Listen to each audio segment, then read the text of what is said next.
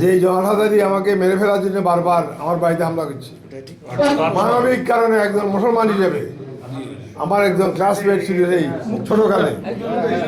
ছোটকালে আমার ক্লাসমেট ছিল, যেই কারণে মানবিক কারণে তার জন্য আমি আল্লাহর কাছে প্রার্থনা করছি তাকে বেহেশত নসিব করো।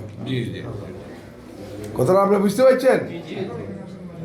এরপরে আসেন, যত লোক আমার বাড়িঘরে হামলা মামলা, অসংখ্য লোকের হত্যাকাণ্ড, আমার গাড়ি ঘোড়া ভাড়ানো থেকে শুরু করি, যে সমস্ত যারা করছে এখনও তারা অনেকেই আছে, পলাই আছে বা জেলখানায় আছে। আমি কারো বাড়িঘরে হামলা করেছি?